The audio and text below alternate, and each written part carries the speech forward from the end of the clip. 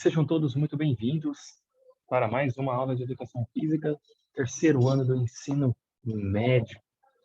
Então, hoje nós vamos estar dando continuidade a um conteúdo que nós começamos, a trabalhar, a desenvolver, na aula passada, um conteúdo complementar aí para o nosso conteúdo que trata das capacidades físicas e princípios do treinamento.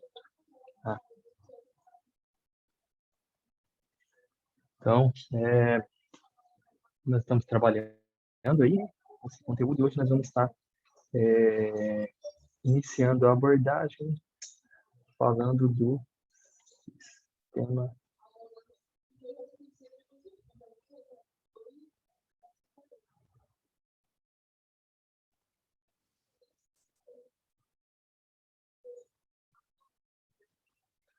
Então, hoje nós iremos iniciar, do sistema locomotor, tá?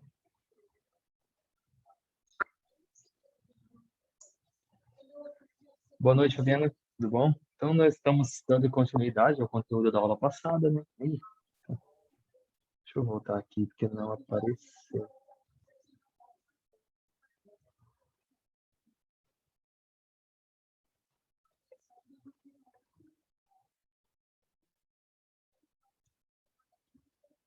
Vamos lá.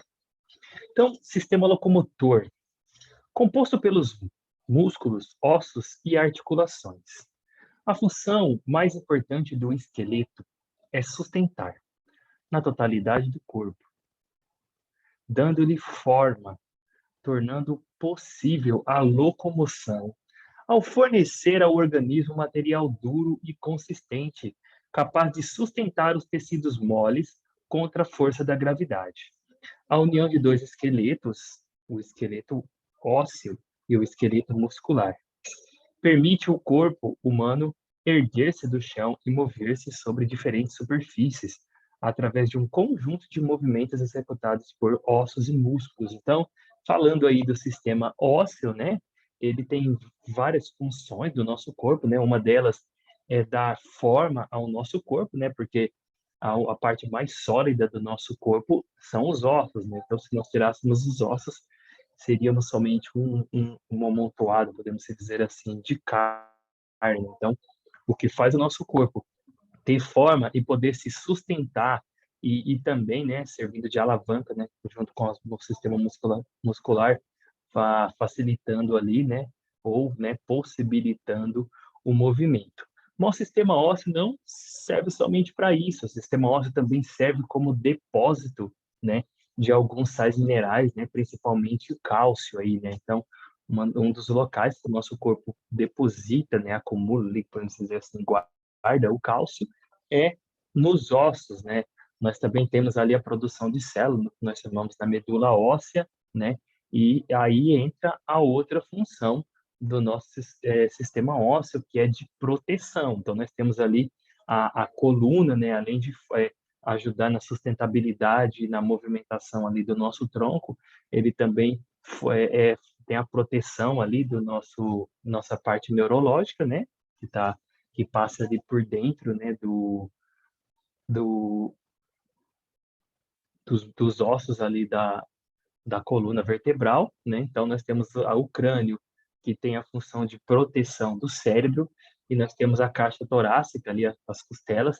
que tem a função ali de proteger órgãos, é o pulmão e o coração, no caso, Então, essas são algumas outras funções ali dos ossos, que faz parte do nosso aparelho, sistema locomotor, O esqueleto ósseo possui funções de proteção, sustentação e locomoção, apresentando seus órgãos e vértebras que formam, em seu conjunto, a coluna vertebral, atribuindo proteção importante no segmento do sistema nervoso central. O sistema muscular tem como funções: participação na realização de movimentos pelo corpo, manutenção da postura corporal, produção de calor. Então, nós temos aí uma imagem que tem por objetivo aí nos levar até vocês, em um lado aí é sistema ósseo, do outro é o sistema muscular, tá? Boa tarde, Natiele, que chegou agora aí, né? Então, aí nós estamos continuando o conteúdo de semana passada. Então, aqui, de um lado são os principais músculos, né, da parte anterior e posterior, e do outro lado são os ossos aí, né? A nomenclatura aí também é dos principais, não tem nomenclatura de todos, né? Os ossos do nosso corpo são os principais. Alteração provocada pela atividade física regular no sistema locomotor. Então, reduz a gordura e aumenta a massa muscular. Então, a atividade física tem essas funções aí no nosso sistema locomotor. Então, a principal delas ali, ou a primária, podemos dizer, é aumentar a massa muscular e, consequentemente, não quer dizer que vai acontecer sempre, mas né, em muitos casos acontece juntos ali, né, é a redução da gordura corporal. Fortalece a Professor, massa. licença, Sim. eu vou sair aqui para me colocar no computador, tá? Já eu volto. Não, sem problema. Bom, fortalece a massa muscular, então os exercícios têm, né? Então são duas funções diferentes, né? O fortalecimento e o aumento da massa muscular, né? Eles fisiologicamente ali eles são fatos diferentes, né? Até a questão de exercícios físicos, né? Musculação ali, nós temos exercícios mais específicos para hipertrofia, né? Que seria o aumento da massa muscular, e tem exercícios específicos para aumento de força. Então, algumas pessoas têm a ideia de que, se a pessoa tem uma certa quantidade de massa muscular, ela tem mais força, né? Claro, né? Isso vai estar sempre correlacionado, mas as duas coisas não são totalmente, vamos dizer assim, sempre acontecem da mesma forma, né? Estão relacionados, mas, vamos dizer assim, duas pessoas com a mesma quantidade de músculo ali, de massa muscular, elas podem ter a capacidade de força diferente, né? Então, é isso que seria o ponto aí mais fácil de se entender, né? Aumenta a flexibilidade dos músculos, né? Então, a flexibilidade ali do nosso corpo, ela depende ali também, né, de um conjunto, né, de ligamentos, tendões e também dos nossos músculos.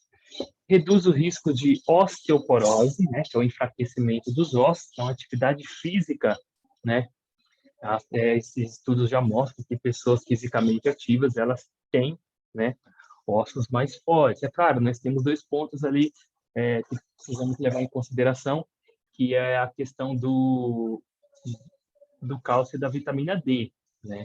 Então, se a pessoa também não tomar muito cuidado com a alimentação, tiver deficiência do cálcio e da vitamina D, ela, né, mesmo com atividade física, ela pode ter dificuldade ali vamos dizer assim, no fortalecimento dos ossos. Estimula a proliferação dos chamados osteoblastos, células que contribuem para o crescimento do tecido ósseo. Então, essas células têm a função de ajudar ali na regeneração do tecido ósseo, no fortalecimento, né, que são os osteoblastos, e a atividade física estimula, né, a produção dessas células pelo nosso corpo, tá?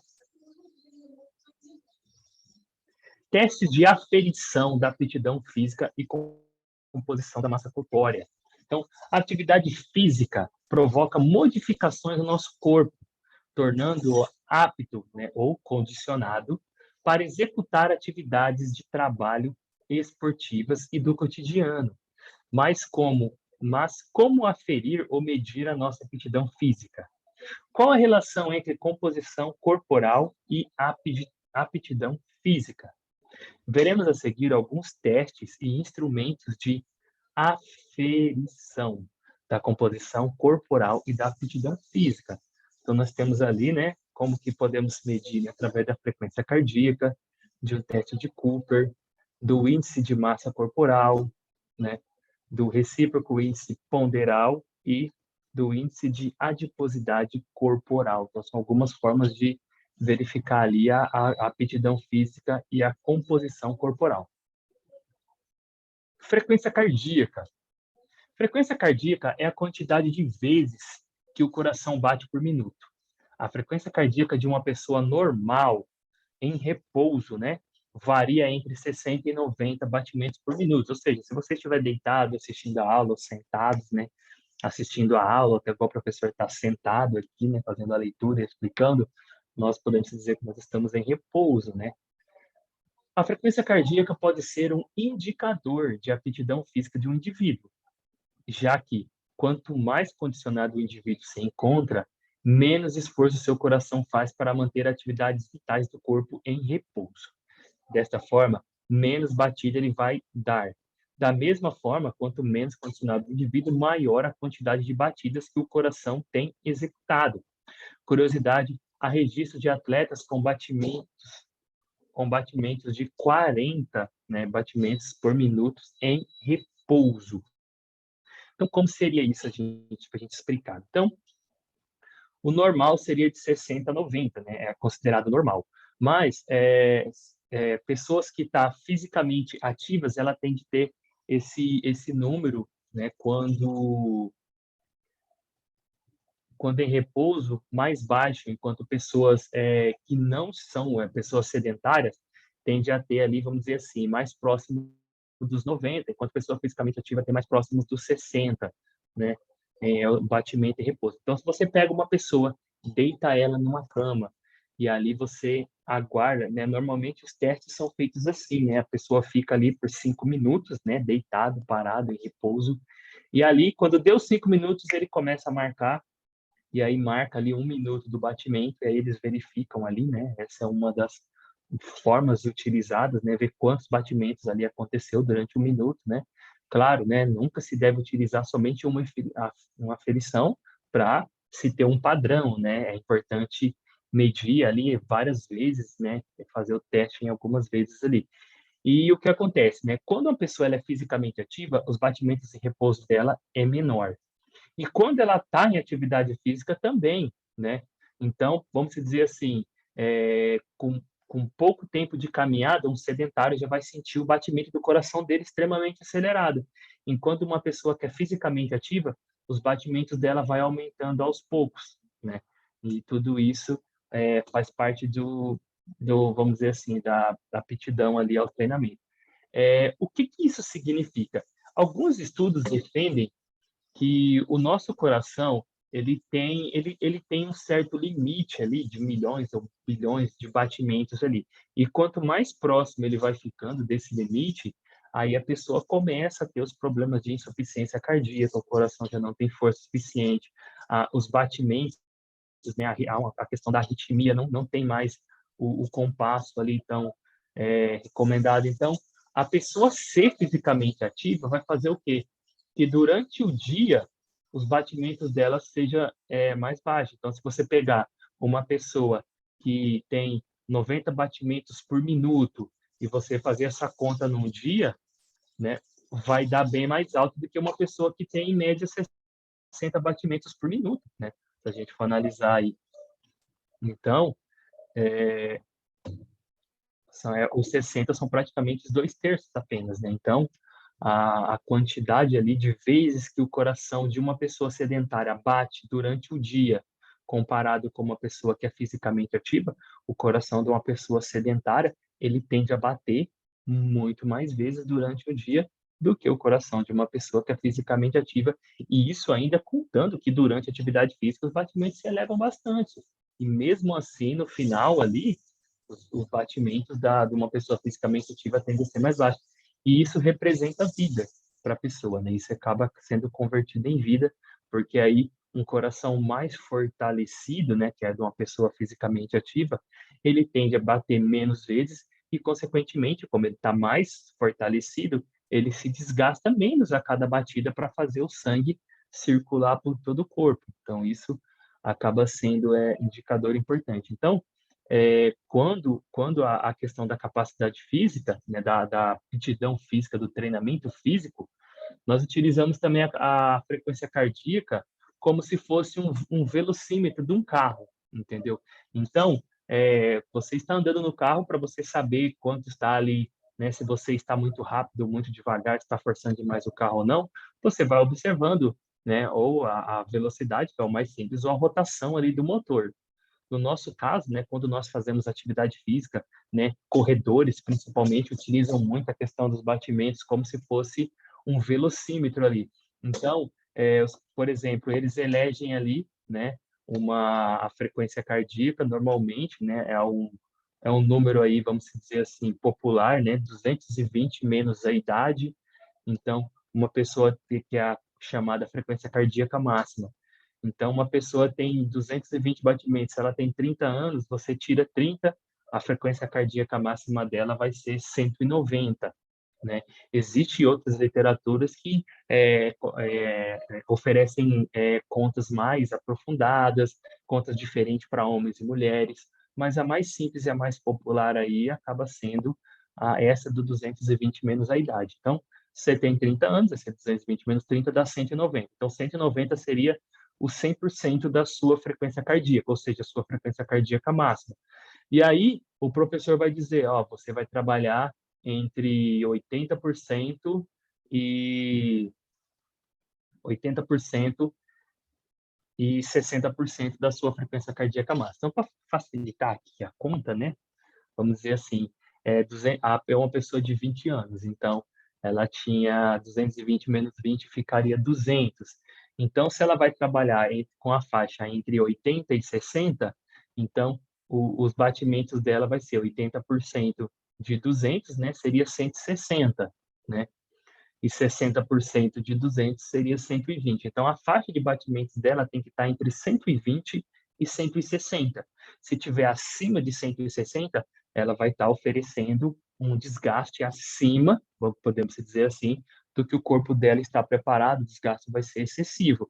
Se estiver abaixo dos 120, a pessoa não vai estar ofertando a intensidade que o corpo dela precisa para ter aqueles ganhos, né, que faz parte do objetivo. Então, a frequência cardíaca acaba sendo um ponto muito importante dessa forma, né, porque você consegue verificar através da frequência cardíaca o quanto a pessoa está, qual é a aptidão física da pessoa, né, o quanto ela está ali, né, podemos dizer assim, a fisicamente ativa ou não. Então, voltando aí, né, quanto mais próximo do 90 batimentos em repouso por minuto, a pessoa, né, vai estar, vamos ser considerada mais sedentária. Quanto mais próximo dos 60, né, batimentos, é uma pessoa fisicamente com aptidão física melhor, fisicamente mais ativa. E durante a atividade física também, né, a gente tem essa questão da frequência cardíaca máxima, aquela zona alvo, né, que a gente chama de zona alvo treinável ali, zona alvo treinamento, aonde a pessoa consegue estar utilizando. Ah, professor, mas como que essa pessoa vai... eu vou estar correndo, contando, eu vou colocar a mão aqui, vou estar olhando o relógio 1 minuto, vou estar correndo, né? Infelizmente é uma questão mais complicada, né? Então, no caso, né, eu costumo usar isso, tem várias pessoas que já usam, né, fazem uso do frequencímetro ali, né? Então, os mais recentes ali, eles são apenas um relógio com um laser ali atrás, podemos dizer assim, que acaba pegando e acaba aparecendo ali na tela a frequência cardíaca. Outros utilizam uma cinta, né? Alguns profissionais dizem que aquele que utiliza a cinta, né, apesar dele ser, vamos dizer assim, um modelo mais antigo, ele é o mais confiável, mais preciso, né? Aquele de baixo que tem uma luzinha acaba tendo uma precisão menor, né? Claro, também tem outro ponto, né? Você vai colocar uma cinta, a gente está querendo dizer uma cinta de qualidade, de uma marca confiável, né? Não vai, né, pegar qualquer cinta, colocar ali, e certamente as mais baratas serão menos confiáveis e menos precisas ali, né? Então, para facilitar, normalmente os corredores, né, pessoas, os ciclistas, atletas ali utilizam.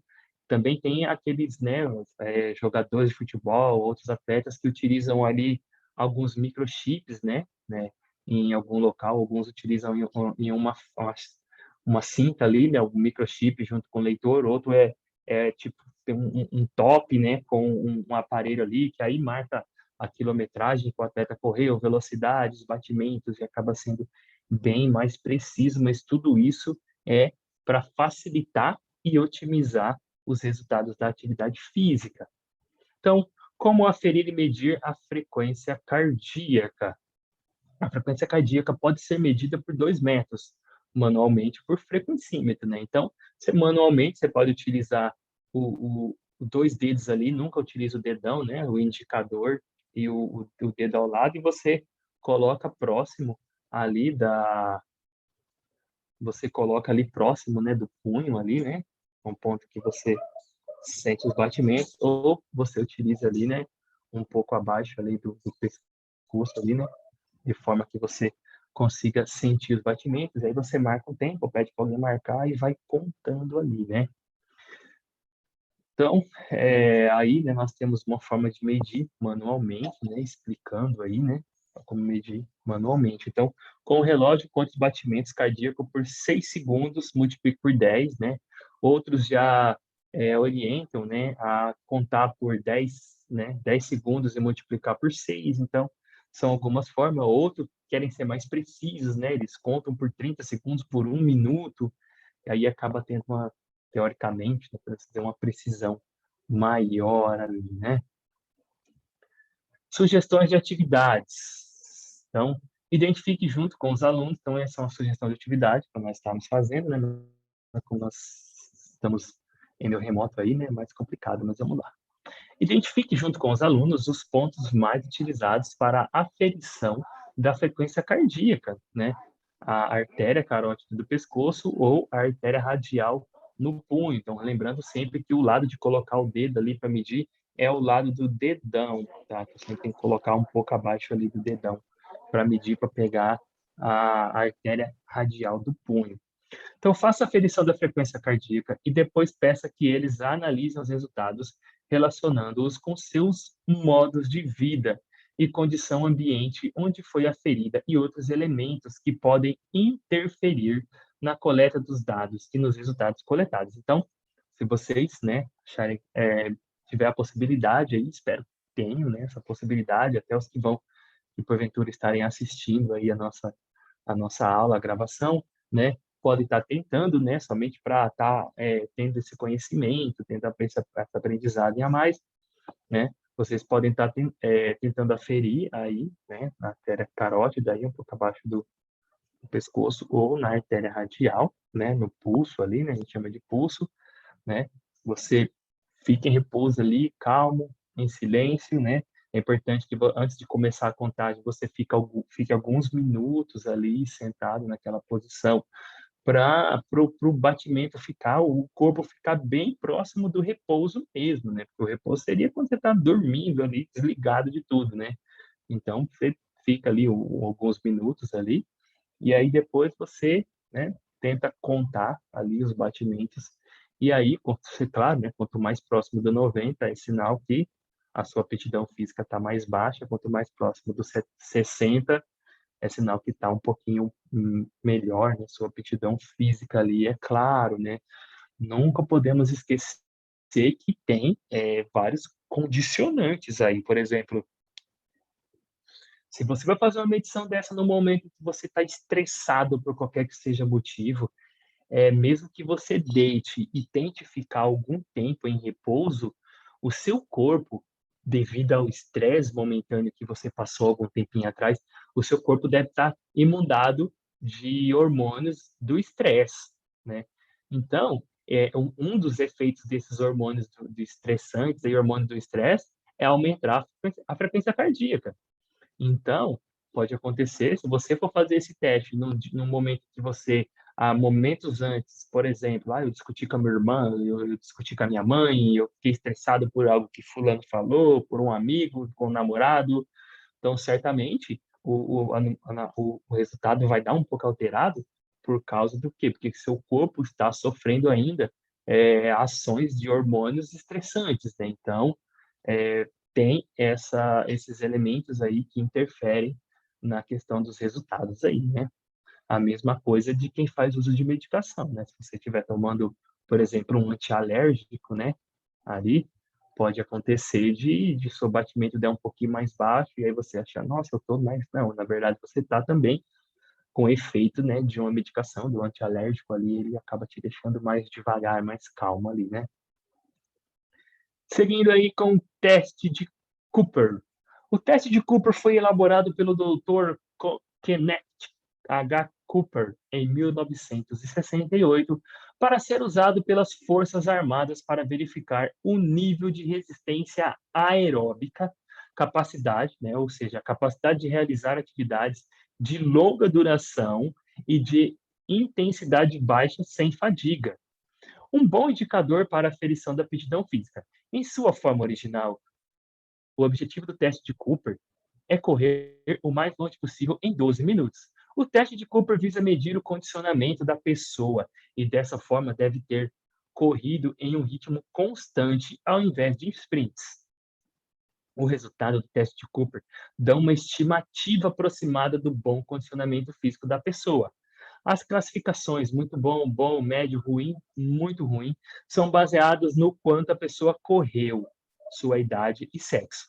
O teste de Cooper é uma forma geral, fácil e barata de fazer, especialmente para grupos grandes. Por outro lado, os resultados dependem da motivação da pessoa que fazem o teste. Gente, quando eu prestei um concurso da polícia, né, o teste de Cooper fazia parte ali, né? Então, é, tinha uma quantidade de pessoas que iniciavam a corrida e tinha as pessoas que ficavam acompanhando, anotando ali, né? Cada um. Tem outro ponto ali, quando você vai fazer um concurso ali público que tem esses, né? Normalmente, né? O teste faz parte. Se você andar, você já é eliminado, né? Então, você tem que manter pelo menos um ritmo constante. Então, se você dá um sprint logo no início, né? Você não vai conseguir manter essa alta velocidade por 12 minutos. Então, você vai correr ali por questão de 1, 2 minutos, no máximo pode ser, 3 minutos, e aí vai começar a cair. Se chegar em determinado momento você não aguentou mais, você começou a andar, você está eliminado. Então, você tem que manter a velocidade mais rápida que você conseguir, né? De forma que você também alcance uma distância, porque você tem que alcançar uma distância longa dentro dos 12 minutos. E aí, igual no teste lá da polícia mesmo, já tem lá, a gente já vai para o teste sabendo o mínimo, né? E aí tem, né, o, os níveis ali, né? Porque lá era por pontuação, né? Então, por exemplo, tantos quilômetros, tantos pontos, e aí é o mínimo, né? O mínimo, por exemplo, o mínimo era 10 pontos. Um exemplo, assim, 1 quilômetro, 10 pontos. Aí 1,5 km, 12 pontos, ou 15 pontos. E aí, de acordo com o que aumentava a distância, aumentava a pontuação, né? Porque era um concurso, né? Então, quanto mais pontos você consegue, maior a probabilidade de você passar para outra fase do concurso. E os TEI, vários concursos que possuem prova prática nessa situação, né, da polícia, né, vários concursos de polícia, teste do exército e outros aí, eles utilizam teste, né, como esse teste de Cooper, né, como meio de avaliação. Então, é uma forma simples, né, de verificar a capacidade aeróbica da pessoa, porque a pessoa vai ter que correr, né, e a pessoa pensa assim, eu vou para tentar ir mais longe, eu vou ir mais devagar. Só que são 12 minutos. Se no final de 12 minutos a distância dela foi pequena, a pontuação dela vai ser baixa ou, né, o nível de aptidão dela ali, né, a classificação dela vai ser considerada baixa. Então, ela precisa tentar buscar uma boa classificação dentro dos 12 minutos. Ela precisa aliar a velocidade a, né, ou seja, a uma velocidade que ela consiga manter pelos 12 minutos. Então, é um teste simples, podemos dizer, até numa escola a gente consegue, não acaba sendo tão fácil, porque às vezes nós precisamos de bastante, né, bastante tempo para estar seguindo ali, ou podemos, né, em alguns grupos ali, estar tentando verificar ali, né, esse quanto que cada um consegue buscar ali nesse teste, né, mas é uma forma simples, fácil e barata, né. Então, isso aí são, né, algumas formas, né, ó. Há várias tabelas de resultados, as duas abaixo são de pessoas de 13 a 20 anos e de 20 a 50 anos, né. Então tá aqui, de 20 a 50 anos, então do muito bom é acima de 2.800 metros masculino, acima de 2.000, né, de 20 a 29 anos, né, acima de 2.700 para o feminino, né, de 20 a 29 anos. Vamos lá mais próximo da idade de vocês, né? Lá embaixo, lá de 17 a 20 anos, né? Olha só, hein? Masculino. acima de 3.000 metros, feminino, acima de 2.300 metros. O bom, né, masculino, 2.700, de 3.000 a 2.700, de 2.700 a 3.000, né? E de 2.100 a 2.300 seria o feminino. No médio, né, para estar no nível médio, 2.500 a 2.699, ou no feminino, 1.800 a 2.099, e aí tem os outros aí, né, considerado ruim e o muito ruim. Vocês veem aí que ele é de 2.300, né? Então, se a pessoa conseguiu menos de 2.300, aí ela é considerada, né, muito ruim no caso, né? E dependendo se é um concurso público, a pessoa abaixo disso ela já é eliminada, né? Aferindo a resistência aeróbica, identifique um espaço na escola ou na comunidade.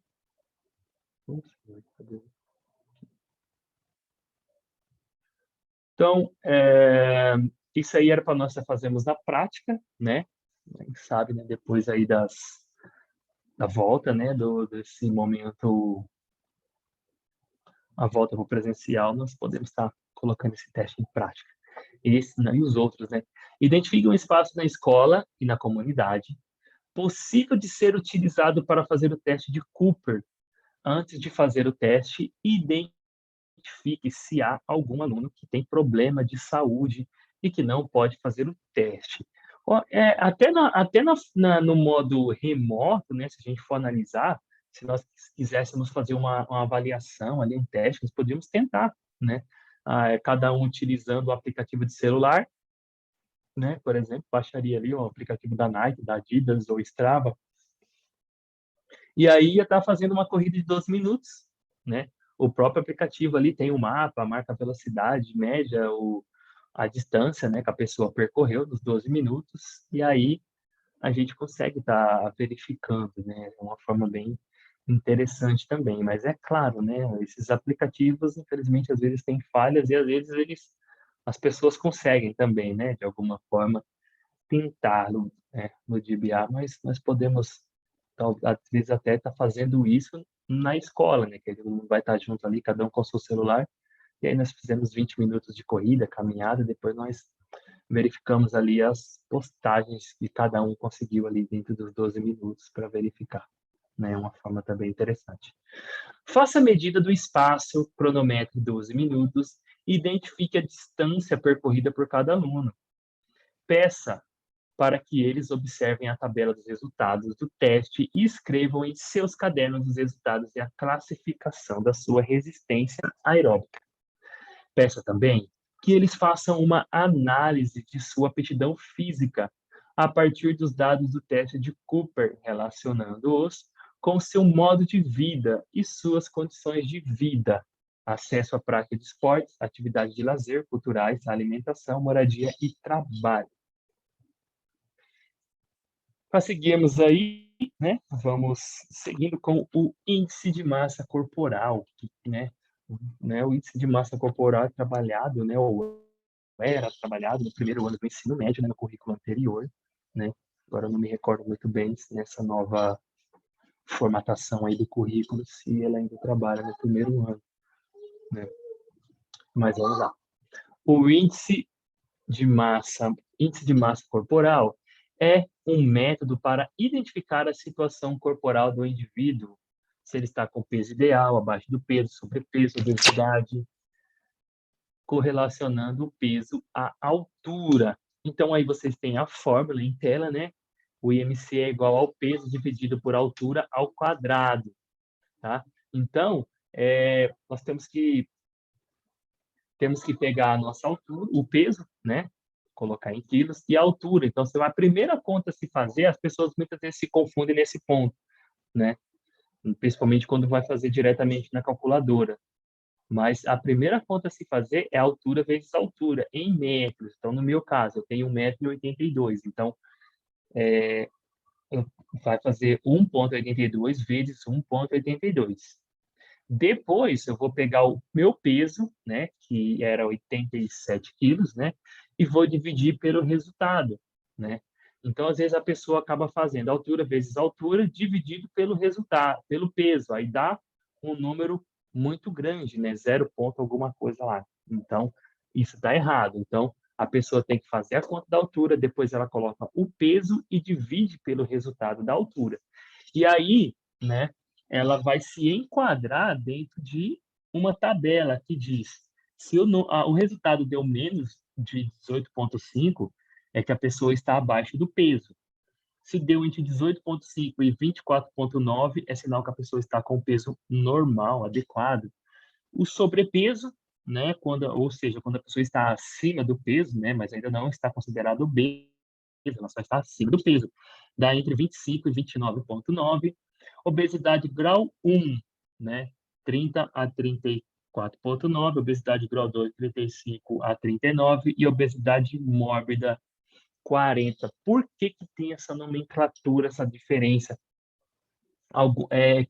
Quando, de acordo com os graus aí de obesidade, primeiro ponto, aumenta a probabilidade de você ter certos tipos, né, de problemas, como hipertensão, quanto diabetes. Então, tem esse ponto. Outro fato importante é que quanto mais, né, alto ali o grau, né, se é o grau 1, grau 2 ou grau 3, mais difícil é o retorno, né? Ou seja, se você está no grau 1, é mais fácil de você estar chegar no normal. No grau 2 vai ficando difícil. A obesidade mórbida, né, ela é praticamente aí onde a chance, né, da pessoa conseguir, né, se controlar, emagrecer, tudo é muito, muito complicado, é muito difícil. Tem um ponto importante que nós temos que sempre ressaltar quando nós falamos do índice de massa corporal. Porque o índice de massa corporal, ele acaba vendo a pessoa como um todo. Ele acaba vendo vamos dizer assim, a massa dentro, né, de um espaço de metros quadrados ali, podemos dizer assim, né? Que aí o resultado do IMC seria quilos por metro quadrado. Então, seria a massa que você ocupa dentro de um metro quadrado, dentro de um espaço, tá? Então, aonde está o problema? Se você vai pegar um fisiculturista, né, aqueles caras, aquelas mulheres que são bem musculosos, e você for fazer o IMC deles, vai dar que eles estão com sobrepeso, vai dar que eles estão obesos. E aí você vai olhar para a pessoa e vai falar assim, nossa, mas eu consigo ver até as veias daquela pessoa, por que que ela está com mais de 30 de IMC? Então, esse é o ponto. O IMC, ele é um padrão ali considerado pela IMC, pela OMC, né? Organização Mundial da Saúde, ou OMS, né? Mas ele é um índice que é utilizado para pessoas consideradas assim normais, pessoas que fazem atividades de vez em quando, né, que têm uma vida ali, né, menos intensa quanto à prática de atividade física, e também é desaconselhável para atletas por causa disso, porque ele acaba desconsiderando a questão de músculos e gordura. Então, isso é fundamental, acaba sendo fundamental no resultado final. Porque aí você vai pegar uma pessoa e vai falar, nossa, mas essa fulana tá com sobrepeso. Igual eu, nas últimas vezes que eu fiz, o meu dava 26, dava 27, então dava sobrepeso. Mas a gente, né, no meu caso, eu faço musculação, a gente tenta estar um pouco a mais na questão de quantidade de massa muscular. Então, quando eu fazia uma balança que eu tenho em casa aqui de bioimpedância, né, que ela o impulso elétrico, ela dá aproximadamente o índice de gordura, eu verificava que o meu índice de gordura não está muito alto, né? E eu tinha o excesso do peso era por causa da quantidade de massa muscular. Mas quando se ia para a questão do IMC, o resultado que eu tinha era que eu estava acima do peso, né? Então, como coletar os dados de peso e altura? Então, estar descalço, com meias finas, trajar o mínimo possível de roupas para que a posição do corpo seja vista, distribuir a massa corporal igualmente entre ambos os pés, manter os calcanhares unidos, realizar a inspiração profunda e manter a apneia para equilíbrio da medida. Peso, estar descalço e com meias finas, trajar o mínimo de roupa possível, posicionar-se de costa para a escala no centro da plataforma da balança. Então, aí, para finalizar, né, essa foi uma questão que caiu no Enem de 2011, tá? Que relacionava com o IMC, né?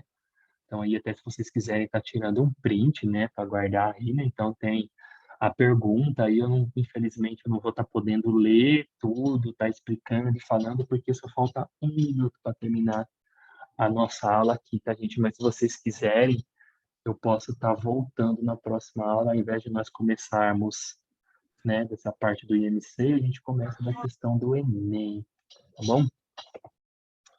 Então, gente, como o tempo está muito curto aí, né, espero que esse conteúdo aí, né, ajude a complementar ainda mais esse conteúdo que vocês têm no currículo em ação, no caderninho. E, espera aí, deixa eu voltar lá, mas corre o risco de sumir, tá? Porque o tempo da nossa aula já está menor de 1 minuto. Está com menos de 1 minuto. Então, se sumir aí, gente, muito obrigado pela participação de vocês, tá? Agradeço a todos. Até a próxima semana, né?